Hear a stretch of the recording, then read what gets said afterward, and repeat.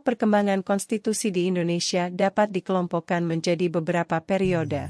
Periode pertama berlaku UUD 1945, periode kedua berlaku Konstitusi RI 1949, periode ketiga berlaku UDS 1950, periode keempat berlaku kembali UUD 1945 beserta penjelasannya.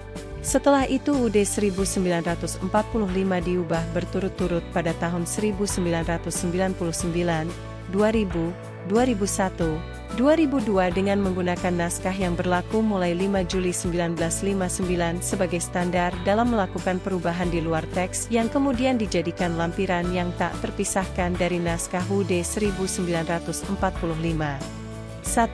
UUD 1945 18 Agustus 1945 sampai dengan 27 Desember 1949. Pada periode ini, belum semua indikator terpenuhi. Mengingat pada saat itu pemerintah sedang memusatkan perhatiannya pada upaya untuk mempertahankan kemerdekaan dan menjaga kedaulatan negara.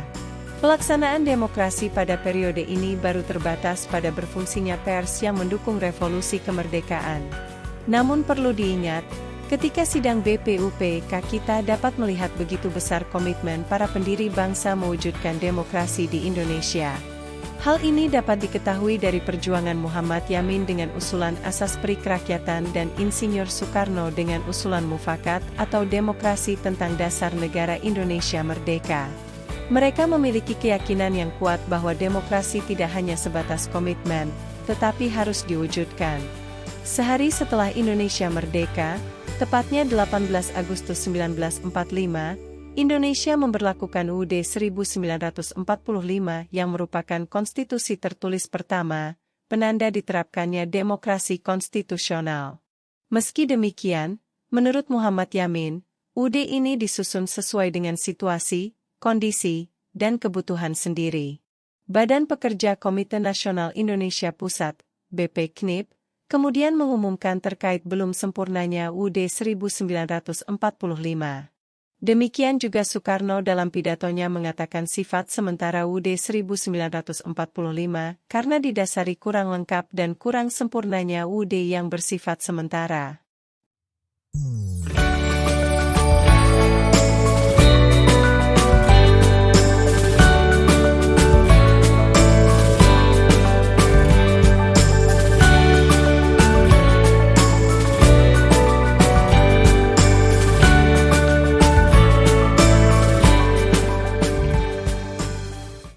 Naskah UUD 1945 yang disahkan oleh Panitia Persiapan Kemerdekaan Indonesia, PPKI, terdiri atas pembukaan dan pasal-pasal, meliputi 71 butir ketentuan tanpa penjelasan. Menurut Yamin, Konstitusi RI yang diputuskan dalam rapat PPKI pada 18 Agustus 1945 memiliki kekuatan mengikat.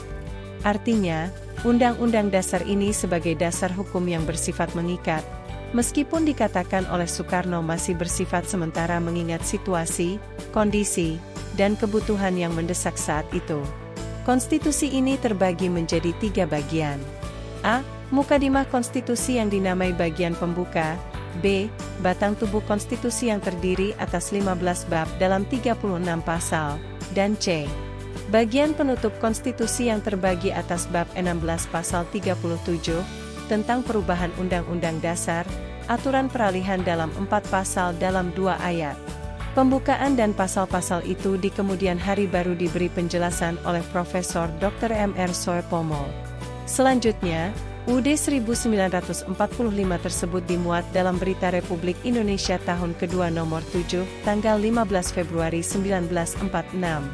Pembukaan dan pasal-pasal terdapat pada halaman 45, 48, penjelasan pada halaman 51, 56, dan teks proklamasi ada pada halaman 45. Secara garis besar, UUD 1945 terdiri atas A. Pembukaan, B. Batang tubuh, dan C. Penjelasan. PPKI kemudian berhasil menetapkan UUD 1945 dan memilih presiden dan wakil presiden, melahirkan alat kelengkapan negara lainnya, menentukan pembagian wilayah Republik Indonesia, jumlah departemen, membentuk Badan Keamanan Rakyat, BKR, dan membentuk Komite Nasional Indonesia Pusat, KNIP. Setelah lembaga-lembaga kekuasaan terbentuk dan menjalankan fungsinya, PPKI bubar. KNIP dibentuk untuk menjalankan tugas pemerintahan selama belum terbentuk Majelis Permusyawaratan Rakyat, MPR, Dewan Perwakilan Rakyat, DPR, dan Dewan Pertimbangan Agung, DPA, sesuai amanat Pasal 4 Aturan Peralihan UUD 1945. Kabinet pertama Republik Indonesia, menurut UUD, terdiri dari Presiden dan Pembantu Presiden dalam menjalankan tugas kenegaraan yang dilantik pada 2 September 1945. Dengan demikian, sejak 3 September 1945, Presiden dalam melaksanakan tugas bekerja secara kolegial bersama Wakil Presiden dan para Menteri. Presiden dalam melaksanakan tugas berdasarkan pasal-pasal batang tubuh dan pasal 4 Aturan Peralihan. Artinya, Presiden juga bertindak sebagai MPR, DPA, dan sekaligus DPR. Selain itu, KNIP diserahi kekuasaan legislatif dan menetapkan garis-garis besar haluan negara, GBHN, melalui maklumat Wakil Presiden nomor X tanggal 16 Oktober 1945. Pada 17 Oktober 1945, dibentuk Badan Pekerja KNIP, BP KNIP, dengan tugas utama membentuk MPR dan DPR. Selanjutnya, BP KNIP mengusulkan kepada pemerintah untuk mendirikan partai politik seluas-luasnya, melalui maklumat pemerintah tanggal 3 November 1945 yang ditandatangani Wakil Presiden Muhammad Hatta. Dengan keluarnya maklumat tersebut, berdirilah 40 partai politik yang ikut berpartisipasi dalam percaturan politik nasional. Beberapa perubahan pada periode berlakunya UUD 1945 yang disahkan oleh PPKI hanyalah hal-hal kecil dan bukan masalah yang mendasar. Perubahan-perubahan tersebut meliputi A. Istilah hukum dasar diganti menjadi Undang-Undang Dasar. B. Kata mukadimah diganti menjadi pembukaan. C. Dalam suatu hukum dasar diubah menjadi dalam suatu undang-undang dasar. Dan D. Diadakannya ketentuan tentang perubahan undang-undang dasar yang sebelumnya tidak ada. 2. UUD RIS, 27 Desember 1949 sampai dengan 17 Agustus 1950. Konstitusi RIS secara resmi mulai berlaku pada 27 Desember 1949, setelah KNIP dan badan-badan perwakilan dari daerah-daerah memberikan persetujuan. Dasar hukum pemberlakuan Konstitusi RIS adalah Keputusan Presiden RIS nomor 48 tanggal 31 Januari 1950. Pada 27 Desember 1949, terjadi 3 peristiwa penting lainnya, yaitu A. Penyerahan kedaulatan dari Kerajaan Belanda yang diwakili Ratu Juliana kepada Muhammad Hatta sebagai Wakil Republik Indonesia Serikat di Belanda. B. Penyerahan kedaulatan dari Republik Indonesia kepada Republik Indonesia Serikat di Yogyakarta. Dan C. Penyerahan kekuasaan dari Wakil Belanda Loving kepada Wakil Indonesia Sri Sultan Hamengkubuwono IX di Jakarta. Pada periode berlakunya UUD RIS, UUD 1945 tetap berlaku, tetapi hanya di negara bagian Republik Indonesia di Yogyakarta dengan Presiden MR As-Saad. Selama Konstitusi RIS diberlakukan, banyak aspirasi yang muncul dari negara-negara bagian untuk kembali bersatu dalam Negara Kesatuan Republik Indonesia, NKRI. Akhirnya, pada 17 Agustus 1950, disepakati kembali ke bentuk Negara Kesatuan. Konstitusi RIS atau UUD RIS 1945 terdiri atas A. Mukadimah, terdiri atas 4 alinea. B. Batang tubuh, terdiri atas 6 bab, 197 pasal, dan C. Lampiran. Adapun beberapa ketentuan pokok dalam UUD RIS 1949, antara lain A. Bentuk negara serikat, sedangkan bentuk pemerintahan adalah republik. B. Sistem pemerintahan parlementer, kepala pemerintahan dijabat oleh Perdana Menteri.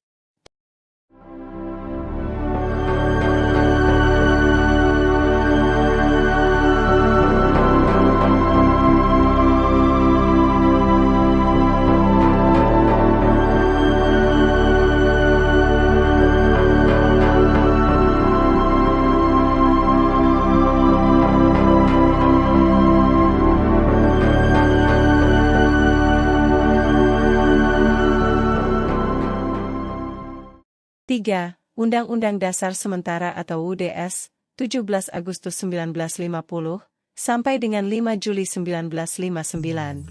Tuntutan dan desakan rakyat dari beberapa negara bagian semakin menguat untuk segera kembali ke Negara Kesatuan Republik Indonesia.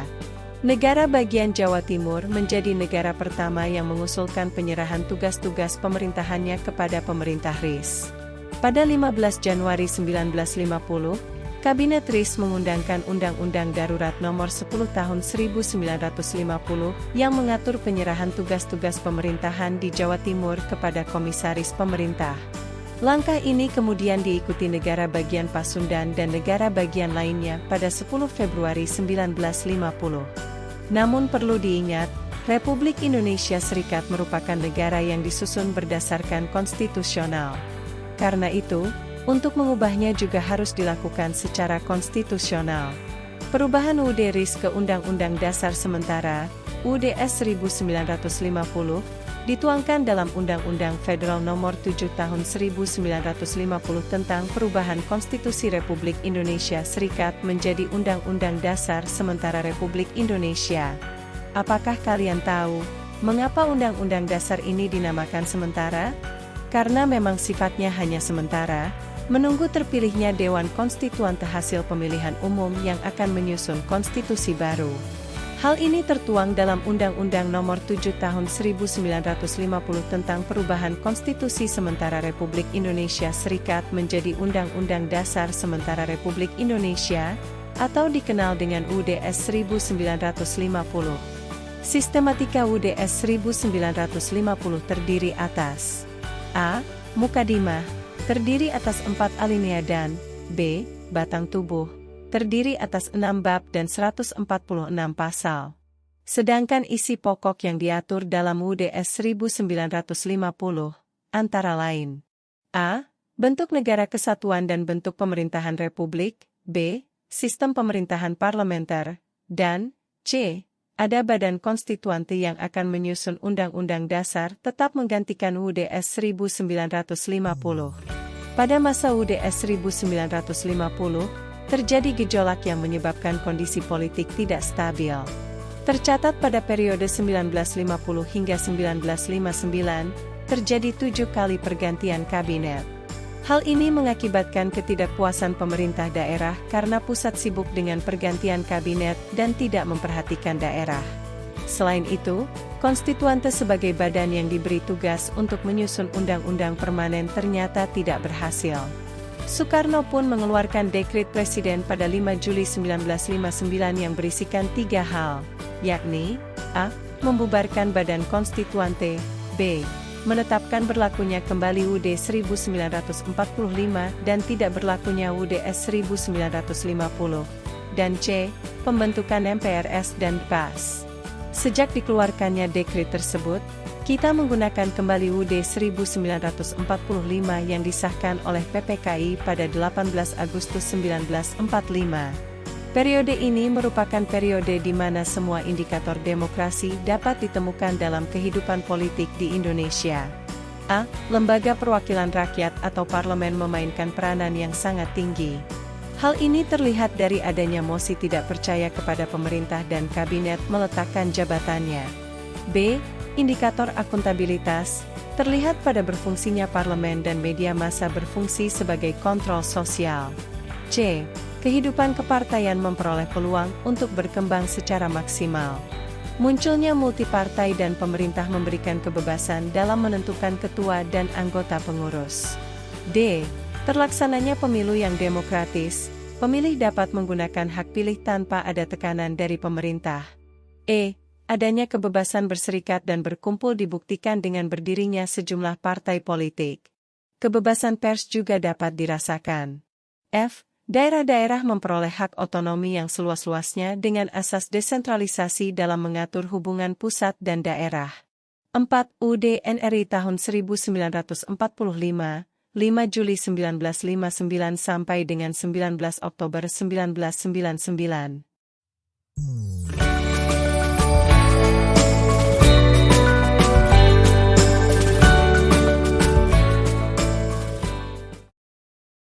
Pemilu tahun 1955 untuk memilih DPR dan anggota konstituante terlaksana dengan baik. Namun, konflik antara elit politik tidak dapat diselesaikan dengan baik. Wakil Presiden Moh Hatta mengundurkan diri pada 1 Desember 1956. Salah satu alasan mengapa Hatta mundur adalah ketidaksetujuannya terhadap konsep Soekarno tentang demokrasi terpimpin dan penguburan partai politik yang menurutnya dapat mengakibatkan kekuasaan tanpa kontrol yang didukung oleh golongan tertentu.